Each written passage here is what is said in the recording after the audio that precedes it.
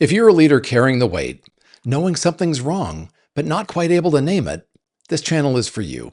You're smart, you're experienced, you're genuinely invested in your team, and yet something still feels broken. I'm Tim McCleary. I started the involvement practice almost 20 years ago. Since then, I've worked with leaders across more than a dozen industries, inside organizations like the Home Depot, PepsiCo, Cleveland Clinic, GE, Heineken, and many, many more. Not once have I shown up to run a workshop or leave behind a framework. I show up to activate culture, with the leader and their team in the room. The methodology is called involvement culture, and the premise is simple. Involvement isn't a nice to have. It's the differentiator.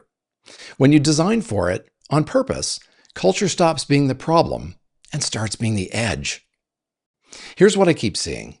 Really good, smart leaders running initiatives that don't stick. Offsites everyone forgets about 2 days later. Change programs that run out of steam. Good people leaving the team.